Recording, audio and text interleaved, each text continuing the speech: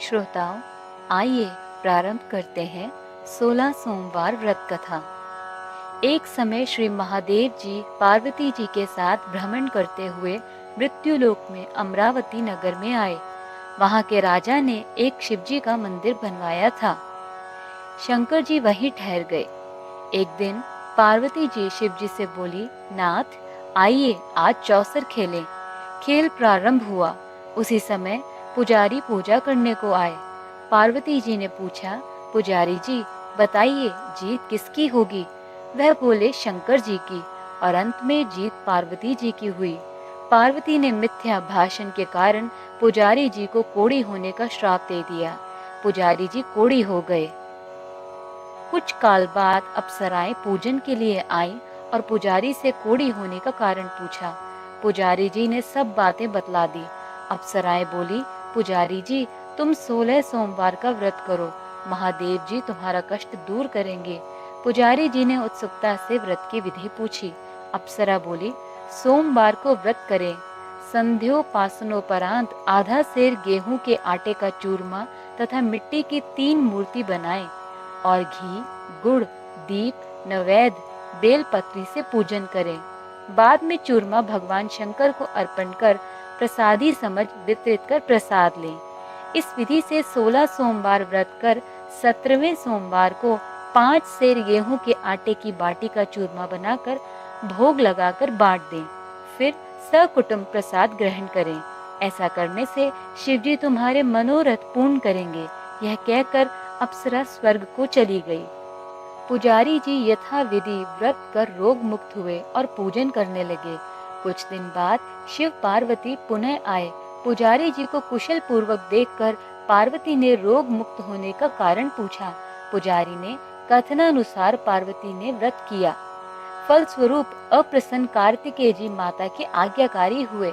कार्तिकेय जी ने भी पार्वती से पूछा कि क्या कारण है कि मेरा मन आपके चरणों में लगा। पार्वती ने वही व्रत बतलाया। कार्तिकेय जी ने भी व्रत किया।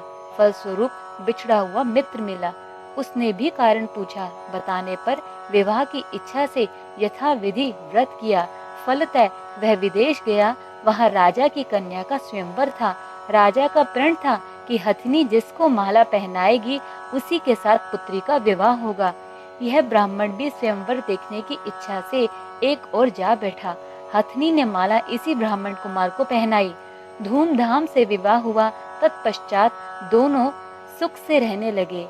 एक दिन राजकन्या ने पूछा, नाथ आपने कौन सा पुण्य किया जिससे राजकुमारों को छोड़ हथिनी ने आपका वरण किया? ब्राह्मण ने 16 सोमवार का व्रत सविधि बताया। राजकन्या ने सुपुत्र प्राप्ति के लिए व्रत किया और सर्वगुण संपन्न पुत्र प्राप्त किया। बड़े होने पर पुत्र ने पूछा, माताजी किस पुण्य से मेरी प्राप्ति आपको हुई? राजकन्या ने सविधि 16 सोमवार का व्रत बतलाया। पुत्र राज्य की कामना से व्रत करने लगा। उसी समय राजा के दूतों ने आकर उसे राजकन्या के लिए वरण किया। आनंद से विवाह संपन्न हुआ और राजा के दिवंगत होने पर ब्राह्मण कुमार को गद्दी मिली। फिर वह इस व्रत को करता रहा। एक दिन इसने अपनी पत्नी से पूजन सामग्री शिवालय में ले चलने को कहा, परंतु उसने दासियों द्वारा भिजवा दी। जब राजा ने पूजन समाप्त किया तो आकाशवाणी हुई कि इस पत्नी को निकाल दे, नहीं तो तेरा सत्यानाश कर देगी। प्रभु की आज्ञा मान उसने रानी को निकाल दिया। रानी भाग्य को कोसती हुई नगर में बुढ़िया के पास आई। दीन देखकर बुढ़िया ने इसके सिर पर सूत की पोटली रख बाजार भेजा। रास्ते में आंधी आई, पोटली उड़ गई। बुढ़िया ने फटका कर भगा दिया। वहां से तेली के यहाँ पहुंची तो सब बर्तन चटक गए। उसने भी निकाल दिया। पानी पीने नदी पहुंची तो नदी सूख गई। सरोवर पहुंची तो हाथ का स्पर्श होते ही जल में कीड़े पड़ गए। उसी जल को पीकर आराम करने के लिए जिस पेड़ के नीचे जाती वह सूख जाता। वन और सरोवर की यह दशा देखकर ग्वाल इसे मंदिर के गुसाई के पास ले गए। यह देखकर गुसाई जी समझ गए कि यह कुलीन अबला आपत्ति की मारी हुई है। धैर्य बंधाते हुए बोले, बेटी तू मेरे यहाँ रह, किसी बात की चिंता न कर। रानी आश्रम में रहने लगी, परंतु जिस वस्तु पर इसका हाथ लगे उसी में कीड़े पड़ जाएं। दुखी हो गोसाई जी ने पूछा, बेटी किस देव के अपराध से तेरी यह दशा हुई। रानी ने बताया, मैंने पति की आज्ञा का उल्लंघन किया और महादेव जी की पूजा नहीं हुई। गोसाई जी ने शिव जी से प्रार्थना की। गोसाई जी ने बोले, बेटी तुम 16 सोमवार का व्रत करो। रानी ने सविधि व्रत पूर्ण किया। व्रत के प्रभाव से राजा को रानी की याद आई और दूतों को उसकी खोज करने भेजा। आश्रम में रानी को देखकर दूतों ने आकर राजा को रानी का पता बताया। राजा ने जाकर गोसाई जी से कहा, महाराज यह मेरी पत्नी है।